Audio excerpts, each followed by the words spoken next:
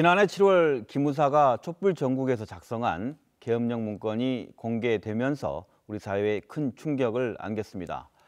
이후 군경 합동수사단이 꾸려졌고 시민들은 곧 진위가 낱낱이 밝혀질 거라 기대했습니다. 하지만 얼마 전 내란 음모의 증거가 충분한데도 수사가 중단돼 있다는 것, 그리고 탄핵 정국 이전부터 박근혜 청와대와 기무사가 계엄을 모의했다는 정황이 밝혀져 다시 한번 충격을 주고 있습니다. 이번 계엄 문건은 5.18이라는 아픈 역사를 경험한 광주 시민들에게는 더욱 가슴을 쓸어내리는 일이 아니었을까 싶은데요. 오늘 김낙곤의 시사본색에서는 기무사 계엄 내란 음모의 전말에 대해 자세히 알아보겠습니다. 함께 이야기 나눌 분을 소개하겠습니다. 기무사 계엄 문건을 공개하며 연일 내란 음모를 폭로하고 있는 분이시죠. 군인권센터 임태훈 소장 나오셨습니다. 안녕하십니까?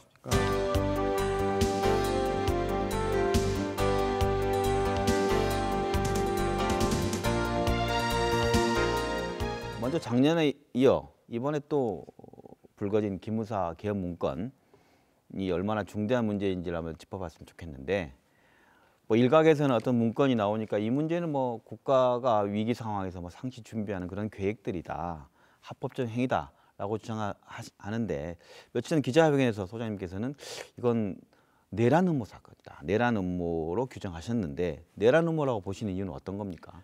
첫째는 이러한 계엄 문건을 만드는 부서는 합참입니다. 네. 합참의 권한이고, 네. 계엄사령관도 그에 따라서 합참의장이 계엄사령관을 하도록 되어 있는데, 네. 이 문건 작성은 기무사가 했습니다. 네. 그러니까는 권한이 없는 부서가 계엄령 문건을, 그것도 보안 문서 등재도 하지 않은 상태에서 외부에서 가져 들어온 인가받지 않은 컴퓨터와 USB로 비밀리에 작성을 했다는 것이죠. 네. 그렇기 때문에 사실상 내란 음모다라고 말씀드리는 거고요. 네. 네. 그리고 평시 계엄을 하려면은 계엄 요건들이 있지 않습니까? 폭동이 일어났다던가 네. 방화 약탈이 일어난 수준이 되어야 되는데, 사실상 지난 촛불 전국을 보셔서 아시다시피 그렇죠. 굉장히 평온한 분위기에 진행됐단 말입니다. 네네. 그리고 이것에 대한 문건 자체가 탄핵이 기각되는 것을 전제로 해서 작성됐다는 것이 더 문제죠. 네. 그러니까 탄핵이 기각되면 촛불 탄핵을 요구했던 시민들을 폭도로 규정하겠다라는 뜻과 마찬가지이기 때문에 여러 점에서 계엄 문건이 내란 음모, 즉 친위 쿠데타라고 규정짓는 것이 대부분의 헌법학자들의 지적입니다. 말씀 들으면 우리 역사의 아픈 순간과 어떤 중첩되는 그런 느낌이 드는 사건들인 상황들이 이해되는데요. 시청자 이해를 위해서 하나하나 시간 순으로 한번 정리를 한번 해봤으면 좋겠다는 생각이 드는 게, 지금까지 밝혀진 그 계엄사 문건 관련해서는 여러 가지 문건들이 나오다 보니 보도를 볼 때마다 시청자가 헷갈린 경우가 많습니다. 그래서 시간 순으로 정리해 본다면, 먼저 2016년이죠. 10월 국가안보실 문건이 하나 있죠. 네, 그렇습니다. 그리고 2016년 11월에서 12월까지 작성된 문건이 또 네. 대표적이 되고, 네. 2017년 2월에서 3월까지 작성된 문건, 이 세 가지 정도로 나눌 수 있는데, 네. 먼저 이게 가장 가까웠던 시간부터 한번 여쭤보도록 하겠습니다. 네. 2017년 2월에서 3월 사이에 작성된 문건, 이것을 이야기해 보도록 하겠는데, 이 문건을 내란 음모로 보는 이유, 구체적인 계획 실행이 담겨져 있습니까? 어떻습니까? 작년에 공개한 것에는 네. D-Day가 잡혀 있지 않습니다. 네. 그러니까 의명이라고 되어 있어요. 의명. 명령만 하면은 네네. 행동을 하겠다라는 네네. 건데, 네네. 원래 공개한 문건에는 네. D-Day가 잡혀져 있습니다. 탄핵을 선고하는 날을 기점으로 이틀 전에, 그러니까 3월 8일이 D-Day로 잡혀 있는 것이죠. 2017년 2월 문건과 3월 문건 얘기하면, 2월 문건을 한번 얘기해 준다면, 네. 2월 문건에 어떤 계획들이 담겨 있습니까? 구체적으로 이번에 이제 작년에 밝혀진 것보다 더 이전에 작성된 원본에 가까운 문건을 저희가 국정감사 기간에 공개하지 않았습니까? 네. 그 내용을 보면 추가적으로 밝혀지는 것이 한 3가지로 요약됩니다. 우선은 정치인들, 특히 국회의원들을 계엄 해제를 하지 못하도록 사법 처리하겠다는 게 나와 있어요. 그러니까는 국회 아예 의원들이 들어가지도 못하게 하는 상황이 발생될 개연성이 높고 왜냐하면 여의도 국회에도 탱크를 주둔시키는 계획을 가지고 있거든요. 네네. 두 번째로는 병력 이동도가 더 구체적으로 나와 있습니다. 그리고 톨게이트, 내부순환도로 그리고 성산대교부터 성수대교까지 10개의 다리를 계엄군이 장악하는 것으로 나와 있습니다. 이것은 과거 광주 5.18 민주화운동 때 계엄군이 광주를 포위하지 않았습니까? 외곽을. 네네. 그래서 광주를 철저하게 고립시켰습니다. 이것은 청와대와 국회를 철저히 고립시켜서 계엄군이 통제하겠다는 반란 계획이나 마찬가지인 것이죠. 당시 이 국구 통수권자는 황교안 권한대행이기 때문에 황 대행이 이것을 계엄 선포문에 사인을 해야 됩니다. 그러니까 NSC에 이것을 어필하도록 노력한다라는 게 되어 있어요. 근데 황교안 권한대행이 당시에 NSC를 4번 주재합니다. 의장으로서. 그래서 저희는 여기에서 계엄에 대한 보고를 받았을 개연성이 높다. 여기에 대해서 수사를 해야 된다라는 입장이고요. 네. 불기소 처분서에도 그게 나옵니다. 그 혐의를 배제할 수 없다. 왜냐하면 조현천과 3차례 정도 만났다는 정황이 포착되어 있기 때문에요. 그래서 아까 2월 달과 3월 달 문건이 크게 3가지 정도가 다르다고 얘기한 게 NSC 그리고 국회의원 체포해서 사법 처리하는 거, 계엄 정족수 미달시키는 것이고요. 보다 구체적인 병력 배치도가 나와 있다. 이 3가지가 좀 다른 버전이다라는 것을 저희가 공개했죠. 기무사가 이렇게 구체적인 계획을 갖고도 실행되지 않은 이유를 무엇이라고 보십니까? 탄핵이 기각될 것으로 생각을 했는데 정보 보고를 받았을 때는요. 네. 그런 소문이 좀 돌지 않았습니까? 그렇죠. 탄핵이 기각될 것이다라는 네. 그 정보 보고가 틀렸고 탄핵이 인용되면서 파면되면서 굉장히 멘붕 상태가 온 것 같아요. 기무사가. 예. 네. 그리고 박근혜 대통령도 한 이틀 동안 청와대에서 안 나오지 않았습니까? 사실상 파면되면 즉시 나오는 게 맞거든요. 그러니까 그런 상황에서 매우 이 계획을 어떻게 해야 될지에 대한 이런 뭐라 그럴까 데이터 오류? 그러니까는 뭔가 자기네들이 계획해 놓은 대로 안 됐기 때문에 이 계획을 실행하지 못했다라고 저는 그렇게 판단하고 있습니다. 다시 이제 시간이 또 거꾸로 돌아갑니다. 그래서 네. 이번에는 그렇게만 있는지 알았는데 2016년 11월, 12월 사이에 작성된 기무사 문건에 대해서 지금 군인권센터에서 이것이 작성됐다는 걸 공개하지 않았습니까? 이것은 무엇을 이때는 촛불 전국이었는데 무엇을 의미한다고 보십니까? 11월과 12월은 네.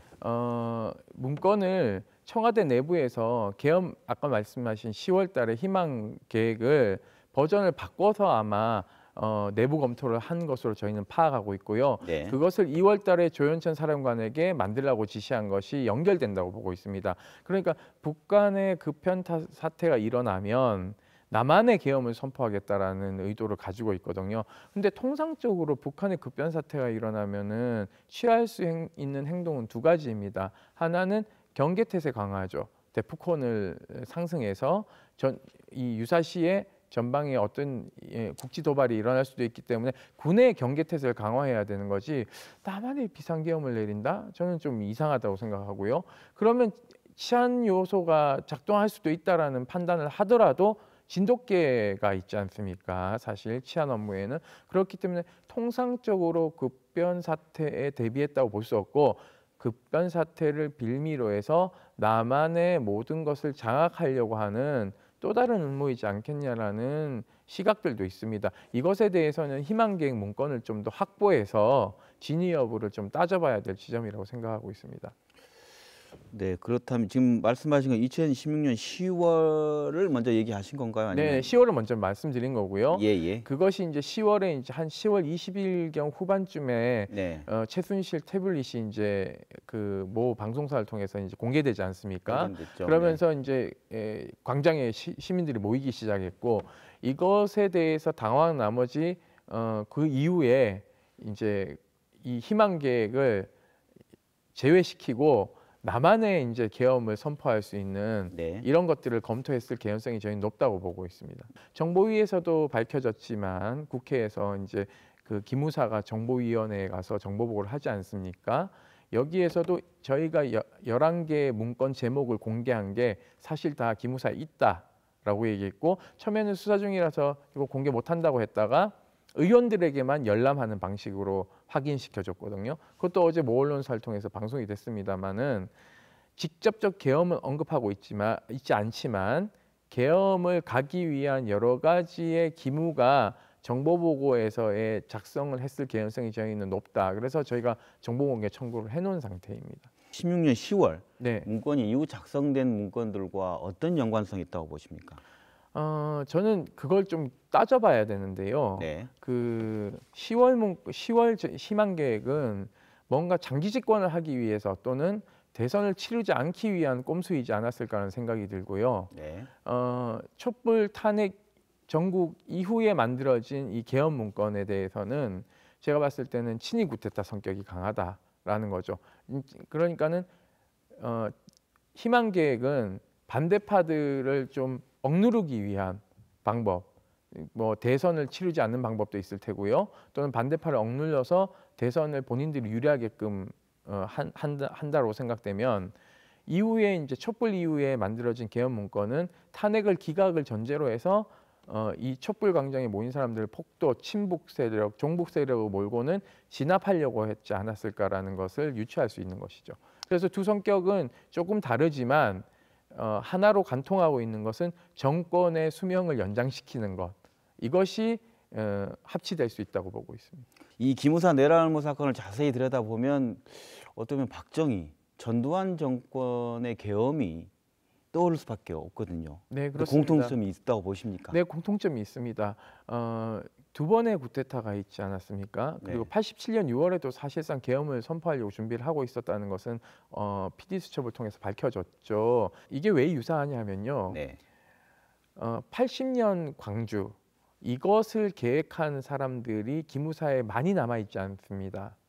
그러다 보니까 네. 찾다 저기 지방에 있는 당시에 그런 문건을 좀 알던 사람을 이 TF에 합류시켜 가지고 네. 이 계엄 문건을 만들기 시작합니다.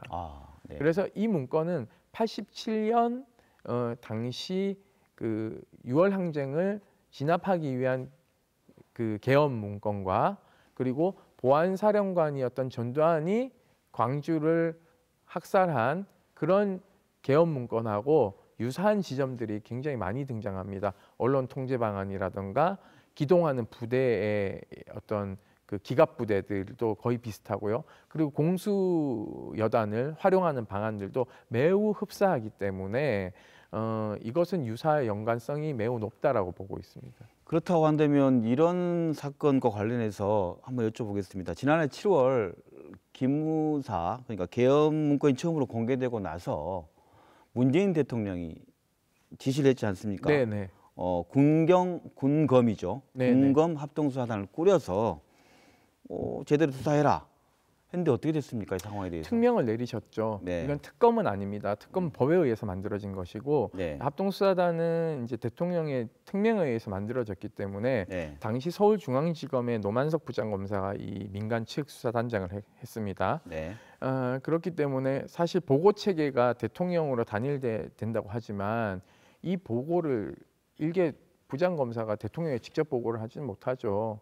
그렇기 때문에 네. 이것은 당시 문무일 검찰총장과 당시 지검장이었던 현 이제 검찰총장인 윤석열 네. 당시 지검장이 보고받았을 개연성이 높고 네. 불기소 처분서의 직인도 사실상 윤석열 지검장의 직인이 찍혀 있기 때문에 이 불기소 처분서의 내용을 근거로 봤을 때도 수사가 굉장히 미진하게 진행됐다라는 것을 알 수가 있습니다. 그러니까 예를 들면 김관진에 대한 혐의, 그러니까 2016년 10월에 계엄령 문건을 검토하고 국회 해산 방안이라든가 계엄사령관 육군참모총장으로 바꾸는다는 지시가 적시되어 있습니다. 그래서 혐의를 배제할 수 없다라고 되어 있고 황교안 총리에 대해서도 대통령 권한대행으로서 NSC의 상임의장이고 이 사람의 서명을 전제로 한 계엄 선포문 예시문이 있어요. 네네. 그렇기 때문에 개연성이 연관성이 있을 개연성이 높고 그리고 조현천과 세 차례 만남을 가졌기 때문에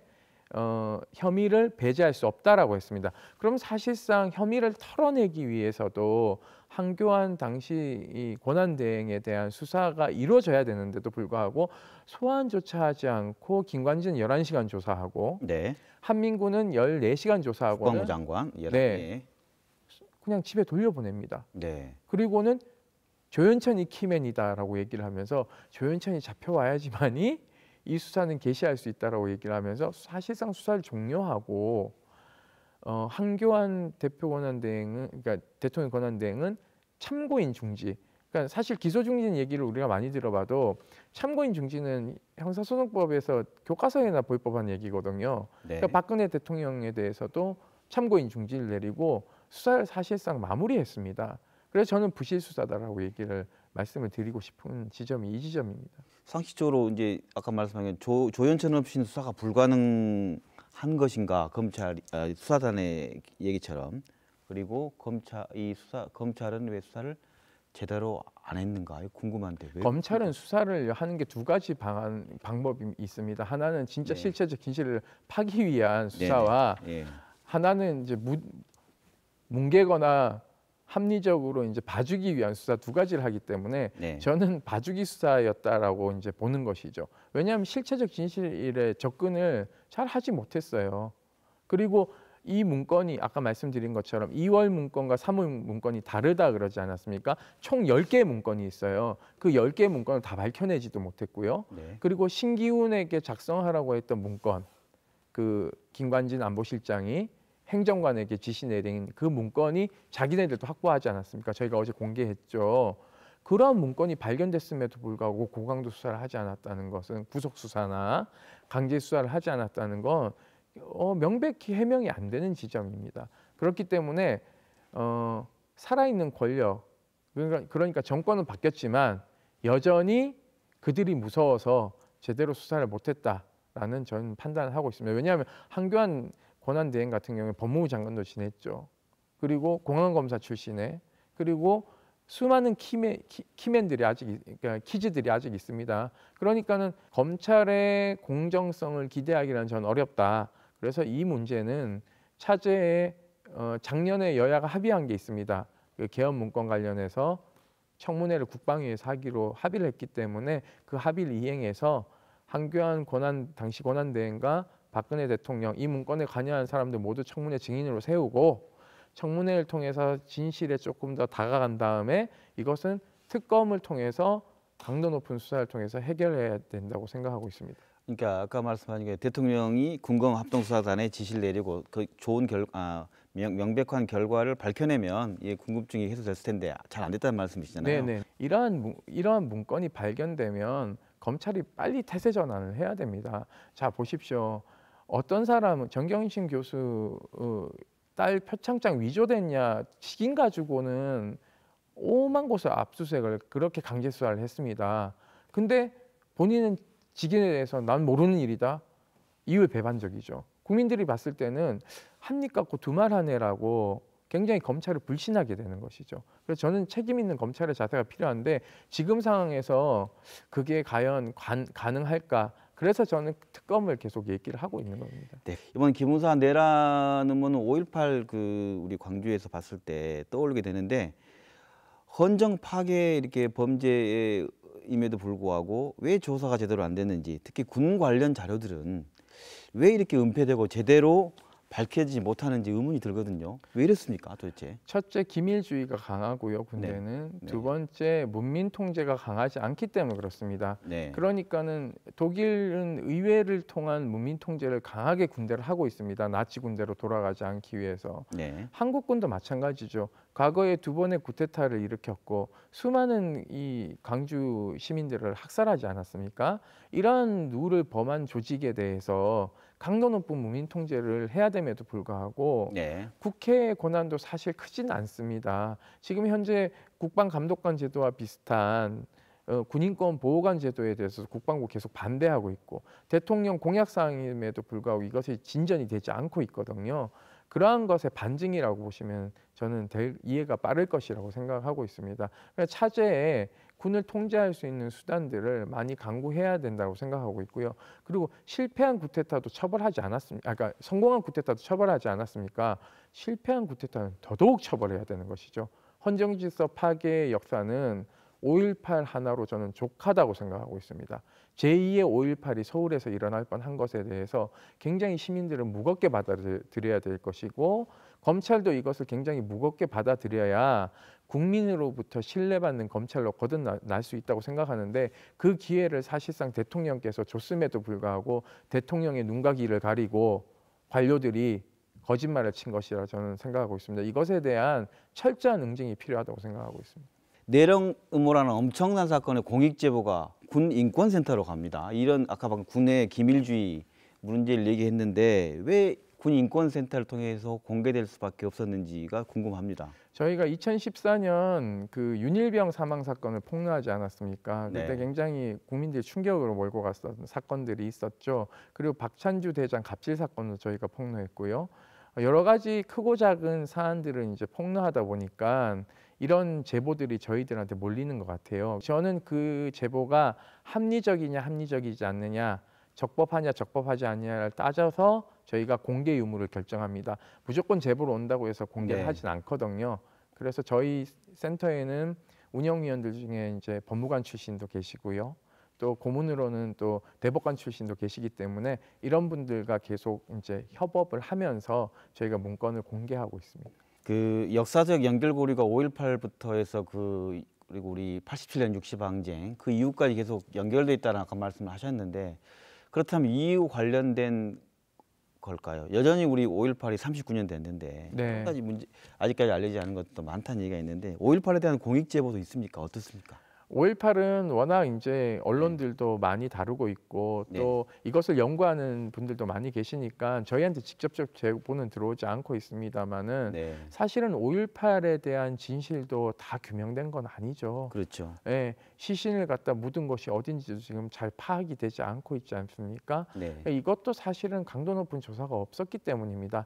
나치는 나치 전력이 있는 사람을 90세에도 재판에 세워서 처벌하는데 39년이라는 세월이 지났다는 핑계를 댈 문제가 아니라 지금이라도 좀 관심을 갖고 해야죠. 세월호도 지금 거의 다 수사도 엉망으로 해서 이제 다시 뭐 수사대를 꾸렸다 뭐 이런 얘기들 나오는데요. 네, 네. 저는 이런 얘기를 좀 더 안 들었으면 좋겠습니다. 그 당시에 50 청문회 할 때, 50 청문회를 통해서 5.18을 규명할 때, 5.18을 수사할 때 강도 높게 하고 규명을 확실하게 했으면은 39년 지난 지금에서 우리가 교도소 담벼락 밑에서 붙들고는 시체 그 뼈 찾는다고 하는 그런 시간 낭비는 하지 않을 거라고 저는 생각하고 있고 네. 피해받은 분들을 생각하고 그 당시에 우리 헌법을 수호하고 정말 존 로커의 저항권을 행사한 네. 당당한 시민들이 잘 살 수 있는 세상을 좀 만들었으면 좋겠어요. 우리 사회는 친이라는 사람과 그리고 국민의 그 피와 고름을 짜내서 그 위에 올라선 사람들이 잘 되는 구조를 가지고 있어요. 전 철저하게 이 사람들이 못 사는 사회로 만드는 것이 정의라고 생각을 하고 있습니다. 저희 자리에 함께 나와 주셨는데 지금 이런 문제와 관련해서 시민들에게 하고 싶은 말씀 있으시면 마무리 말씀해 주시죠. 이 문제는 사실은 굉장히 중요한 문제이기 때문에 복잡하다고 생각하지 말고 되게 단순하게 생각하면 됩니다. 네. 그 계엄을 시도하려고 했던 세력들이 무엇을 얻으려고 했는가, 그리고 광장의 그 많은 뜻을 어떻게 꺾으려고 했는가가 답이기 때문에 문제는 바라보는 시각이 되게 간단하다고 생각하고 있습니다. 군인권센터가 이렇게 뭐 적은 규모로 이렇게 이제 진실에 한 발 한 발 다가섰는데 많은 성원과 지지를 보내주시면 저희가 좀 더 힘을 내고 실체적 진실에 더 가까이 갈 수 있는 힘이 되지 않을까 생각하고 있습니다. 네, 지금까지 군인권센터 임태훈 소장과 함께 기무사 내란 음모의 전말에 대해서 이야기 나눠봤습니다.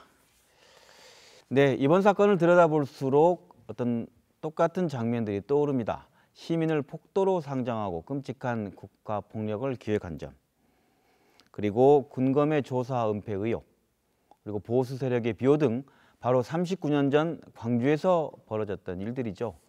이번 사건은 언제든 시민들에게 총뿌리를 겨눌 수 있는 세력이 우리 사회에 아직 건재하다는 암울한 현실을 깨닫게 합니다. 다시는 이런 반인륜적인 범죄가 이 땅에서 자행되지 않도록 기무사 내란 음모에 대한 성역 없는 철저한 수사를 촉구합니다. 김덕권의 시사본색 여기서 마칩니다. 시청해주신 여러분 고맙습니다. You always reached out to me.